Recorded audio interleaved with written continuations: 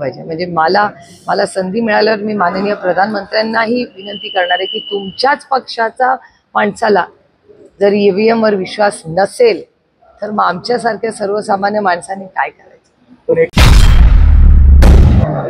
सत्तेमध्ये असलेल्या लोकांनाच सत्तेच्या सिस्टमवर विश्वास नाही याचं आत्मचिंतन हे सगळ्या सर्वोच्च ऑफिसनी केलं पाहिजे। म्हणजे मला संधी मिळाल्यावर मी माननीय प्रधानमंत्र्यांनाही विनंती करणार आहे की तुमच्याच पक्षाचा माणसाला जर ईव्हीएम वर विश्वास नसेल तर मग आमच्यासारख्या सर्वसामान्य माणसांनी काय करायचं। मोहन भागवत काल म्हणले की काही लोकांना सुपरमॅन व्हायचंय, याबाबत काय वाटतं त्यांचं ते वक्तव्याबाबत? म्हणजे ते भाजपच्या लोकांना म्हणले का?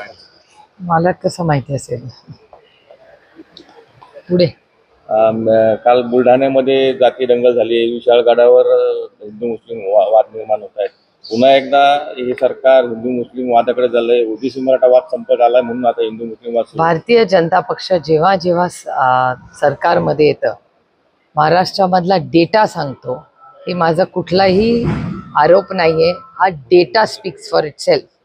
केंद्र सरकारमधून जो डेटा दाखवतो, केंद्रातही त्यांचंच सरकार आहे, तो डेटा दाखवतो की भारतीय जनता पक्षाचं सरकार महाराष्ट्रात आल्यापासून महाराष्ट्रात क्राईम वाढलेला आहे आणि अर्थातच त्याच्या मागे ज्या पद्धतीने स्टेटमेंट्स केली जातात आणि ती पण जबाबदार व्यक्तीने, त्याच्यामुळे कदाचित हे होत असेल अशी शक्यता नाकारता येत नाही।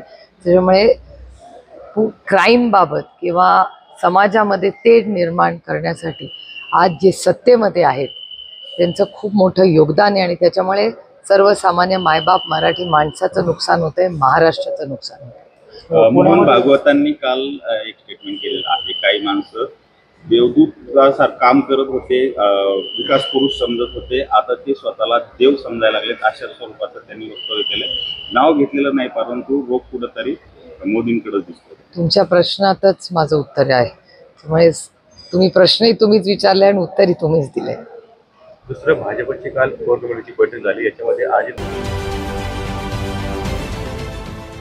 देश विदेशातील प्रत्येक घडामोडींचे लाईव्ह अपडेट मिळवण्यासाठी आता साम टीव्हीच्या सर्व सोशल मीडिया प्लॅटफॉर्मला लाईक, फॉलो आणि सबस्क्राईब करा। तसंच सर्व नोटिफिकेशनसाठी बेल आयकॉन प्रेस करायला विसरू नका। त्याबरोबर त्यांच्याबरोबर गेलेल्या मित्र पक्षांचं मॉरल डाऊन करणे असं सातत्याने होताना त्यांच्यात दिसतंय। शेवटी तो त्यांच्या आघाडीचा अंतर्गत प्रश्न।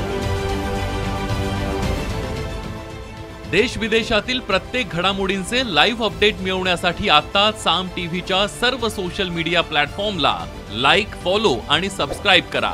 तसंच सर्व नोटिफिकेशनसाठी बेल आयकॉन प्रेस करायला विसरू नका।